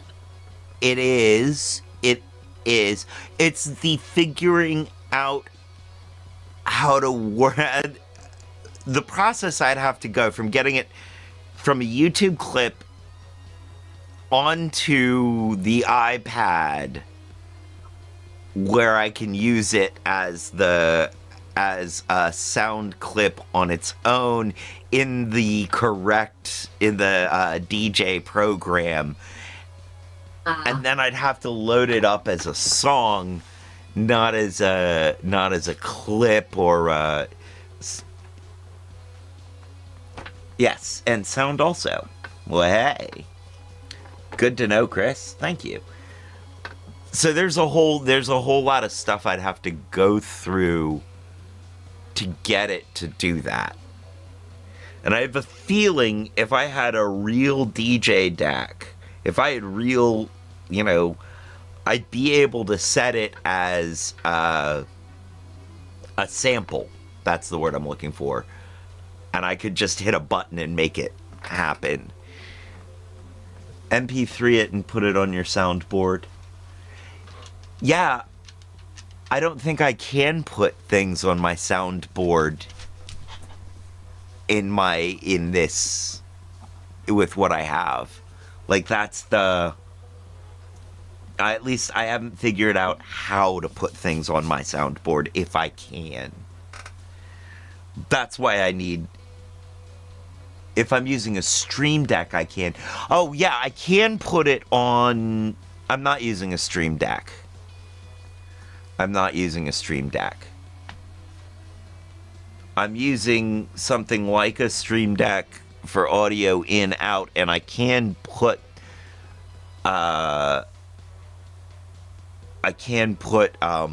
samples on that and have and I could do what kind that. Of deck are you using? Obviously not a Fairlight Excalibur. What? So what kind of deck are you using? It's obviously not a Fairlight Excalibur. What's a Fairlight Excalibur? Oh. That is the highest off-the-shelf deck that you can buy in base Shadowrun. Aha. Ah. Very. Yes. About deck. I went to Deckers, Shadowrun. Sorry. Right. I thought you would catch the reference a lot more quickly. Nah. It took me a minute. Shadowrun's not one of the ones that I did a lot. It didn't. There are just some things that I remember from it. Yeah, I wanted to. I wanted to be into Shadowrun, but like, no one wanted to play it, and everyone wanted to play Cyberpunk. But then when it came time to play Cyberpunk, no one wanted to play Cyberpunk. And we always ended up playing Rifts for some reason, and then we would abandon it because, I don't know, because it just never had, none of the adventures ever had any legs for some reason. They were all snakes.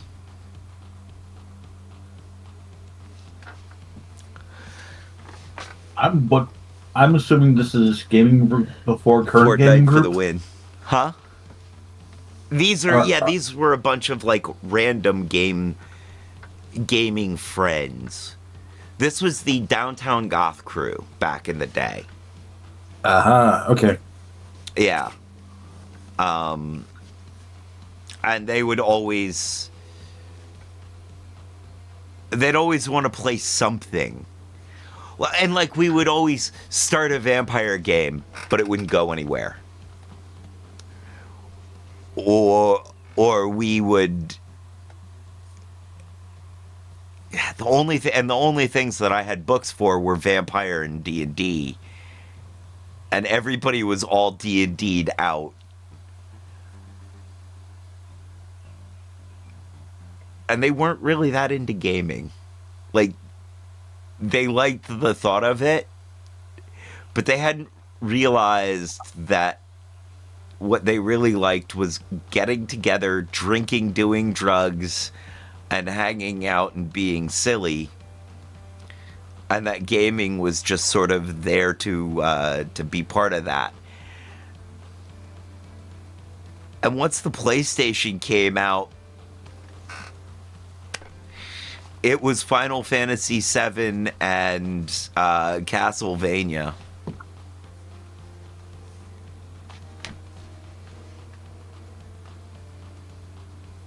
Hmm. I can blame Final Fantasy VII for my friend group nowadays. Yeah? Yep.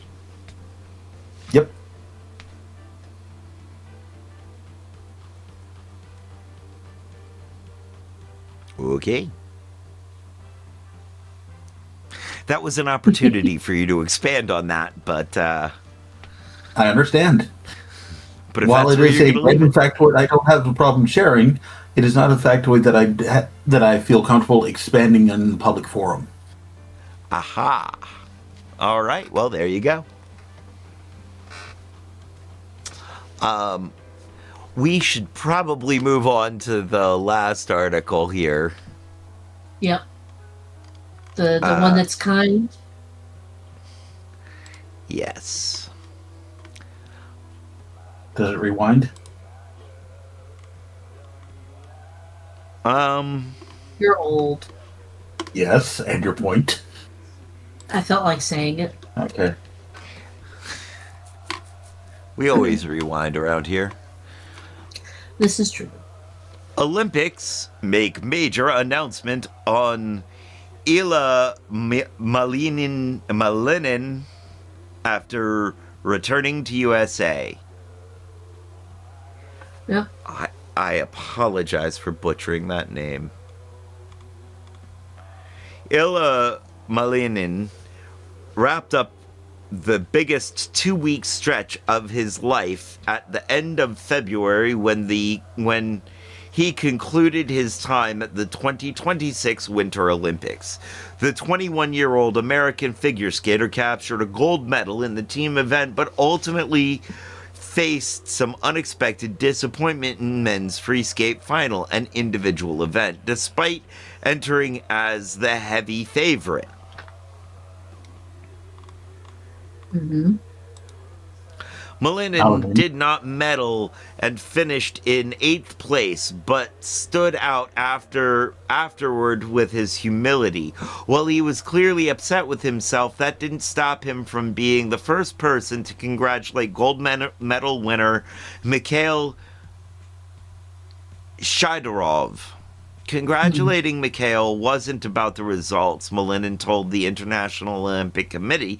It was about the shared journey we take as athletes. Knowing fans worldwide are concerned with that moment means more to me than any medal. Connected. Huh? Fans worldwide are connected with that moment. Oh, knowing fans worldwide are connected with that moment.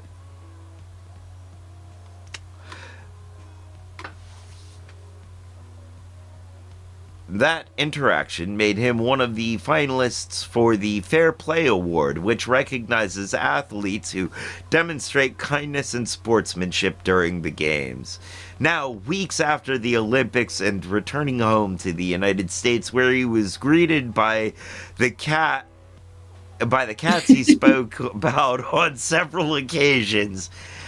I wasn't sure where that sentence was going, so I wanted to be sure I was reading it correctly. Malinin has officially been named the recipient of the Milano Cortina 2026 Fair Play Award. I am deeply humbled to receive this honor, Malinin said, especially given the incredible legacy of Eugenio Monti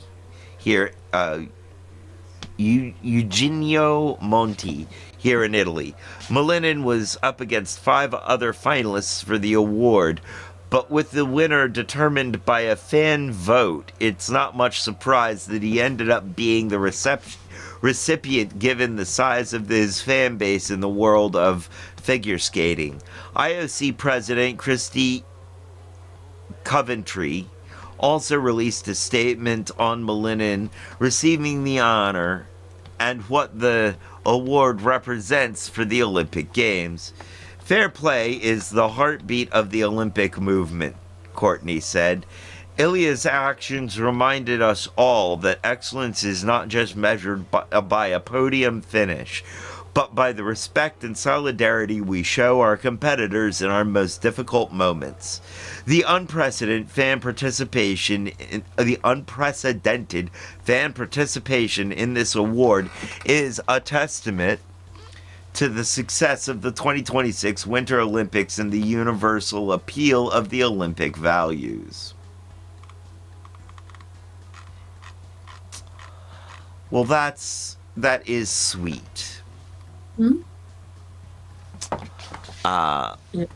So he managed to break a world record, or set a world record, by getting to actually medal by doing a backflip. Yeah.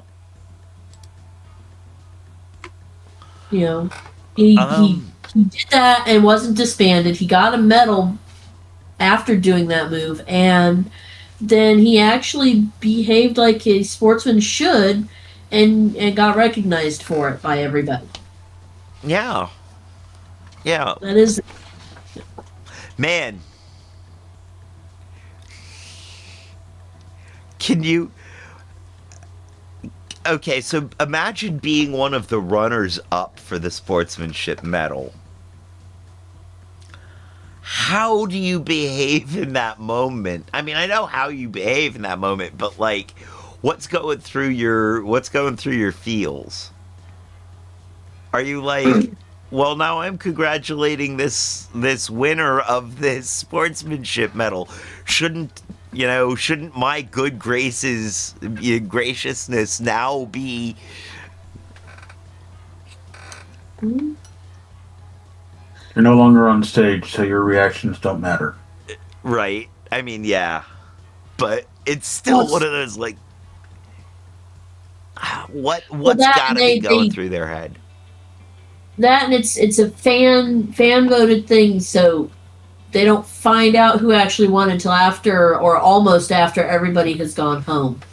So True. there, you don't have the everybody's stuck in the Olympic Village having to be gracious that moment. Yeah, You mean the athlete brothel? that ran Right? out of Ran out of Condoms. condoms in the first 2 days? 3 days. Again. 3 days. But it was an absurd amount that they had stocked, and they were all gone in 3 days. Right. And this happens every time, too. Like, they always stock more, an absurd amount more, and they always run out in, like, 3 or 4 days, 2 or 3 days. And they always try to put in some sort of sleeping arrangement that would prevent anybody from doing anything. And it's like, you do understand that vertical surfaces will work, right? These people are pretty athletic, and some of them are actually acrobatic. They will find a way. Yeah! Putting in cardboard beds that will only support the body weight of one person and not stand up to too much tossing and turning does not help you. No. I do kind of like the, I like the sort of, resource usage there. Yeah. You know? But, I mean, yeah. the only thing that I can say for the cardboard beds was, at least when they broke the bed, you weren't having to replace an entire wooden bedstead. Just go get some more cardboard boxes and you're fine. Life finds a way. I mean, exactly. It's... Now, I have haven't broken a bed. What? Okay, having a broken bed. No, having broken a bed. It is, yeah, when you're about to break that second bed doing that same activity, you're like, huh, maybe I shouldn't have bought an expensive bed if this is just going to keep happening every time I do this. So So I have a theory as to why a lot of these condoms go disappearing. And it's not necessarily for activities within the Olympic Village. Okay. A number of these people live in various restrictive countries where they may not have ready access to such devices. This is a fair point. Oh.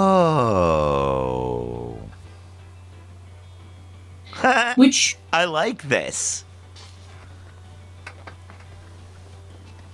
That's pretty cool. Just a thought. all right, I considering that- that they had that number vanish in 3 days while they were actively participating in Olympic events,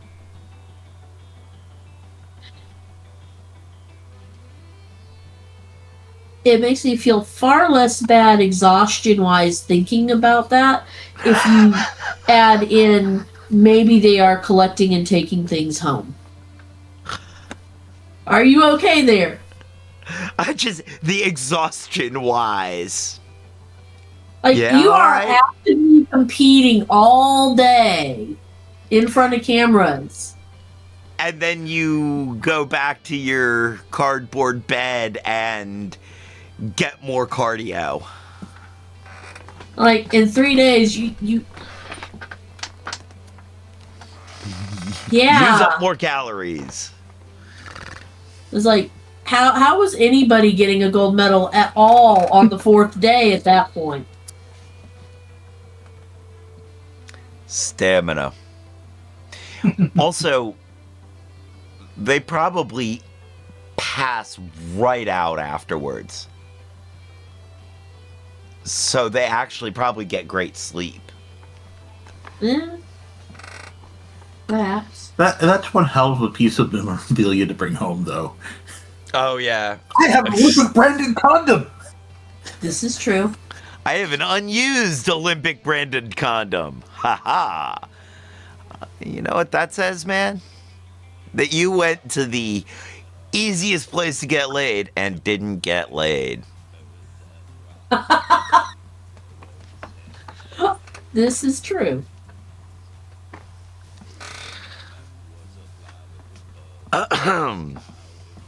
Yes. I say that like I wouldn't be the person there who's like, huh, what am I going to do with condoms?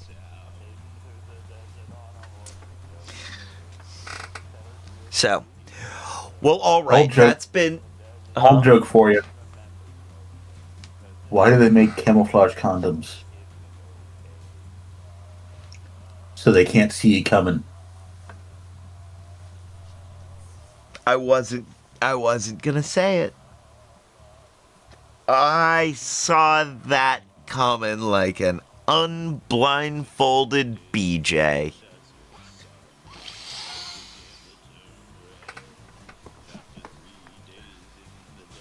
So that's been our show for today. Thank you, everybody, for joining us. No, actually, before we get out of here, I do want to talk about the next couple of weekends. He's looking to wrap this up.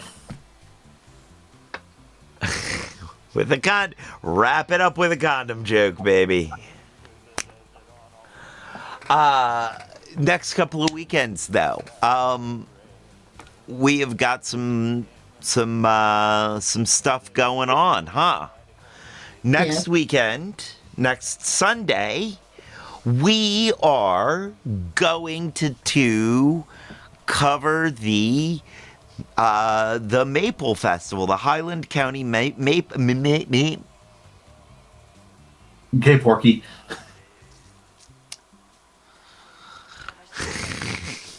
F you, dude. Making fun of my stutter. F you. You ain't the only one here who stutters, but that one was a very, very, very, very Porky stutter. It really was, man. And as I was going, as it was happening to me, I'm like, oh man, this is. Be more cliche. Can you be more cliche, Trev? Highland County Maple Festival. we will be covering the Highland County Maple Festival for the third year in a row. This coming up Sunday. Not tomorrow, but a week from tomorrow. Right. And then the next weekend, we will be trying out a variety of flavors of Peeps.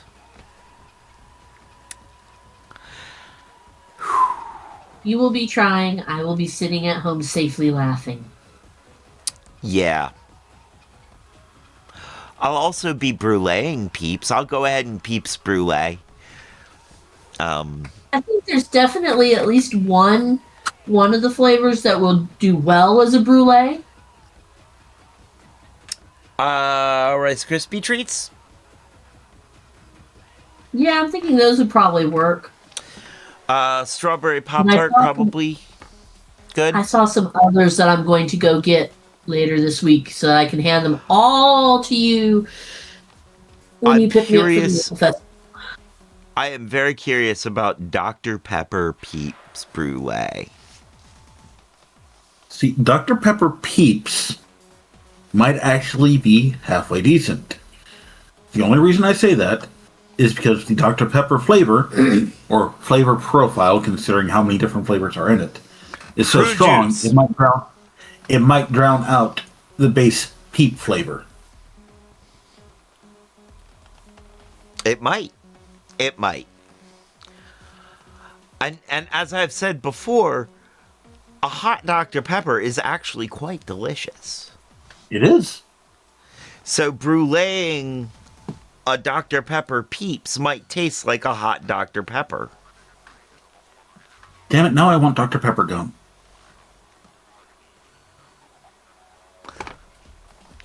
So that's the... Go to World Market later and see if they have any. Then in 3 weeks, not tomorrow, not the Sunday after that or the Sunday after that, but the one after that, I will probably be getting diagnosed with diabetes.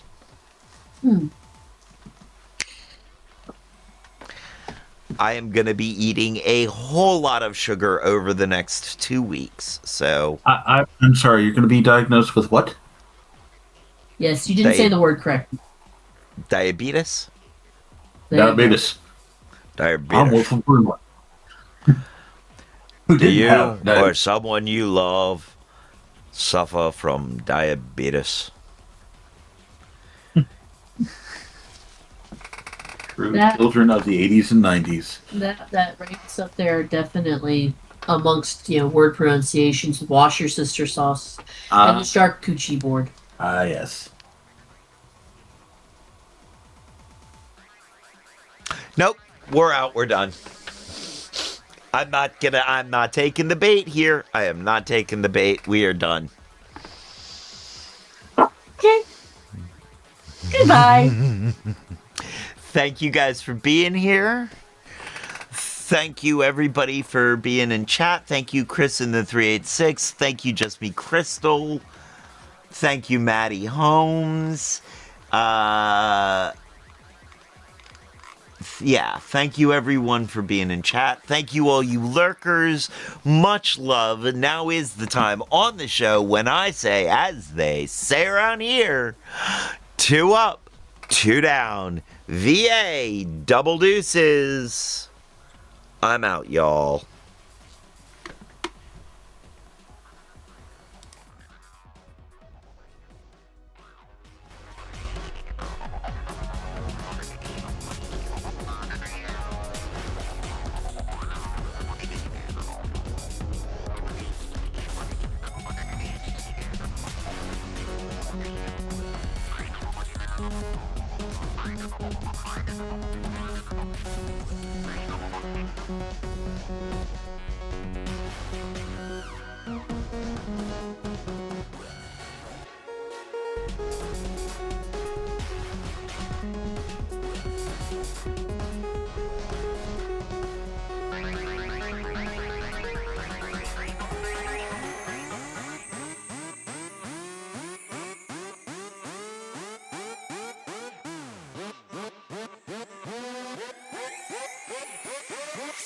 Second battery, fire thrusters now!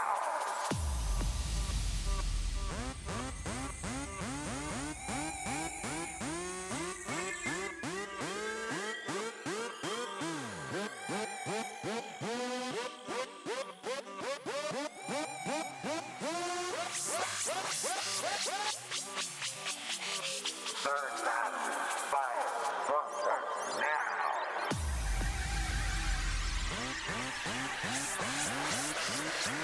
All reserve batteries prepared to engage. Thrusters on my mark.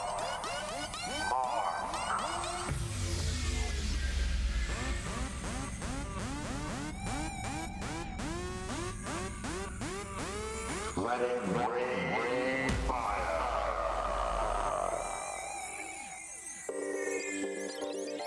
Fire.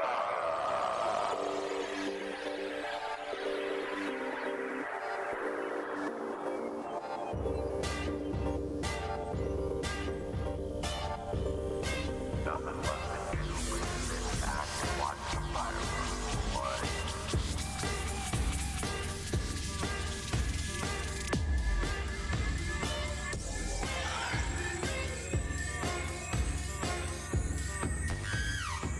Vitamin Nirvana, love to you guys.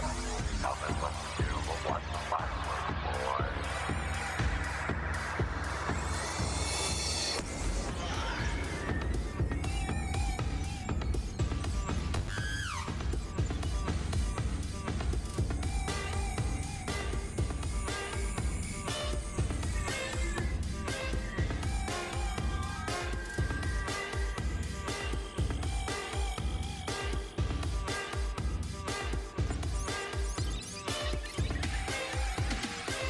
Let it rain fire.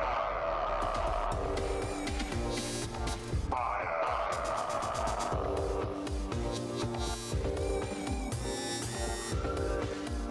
Nothing left to do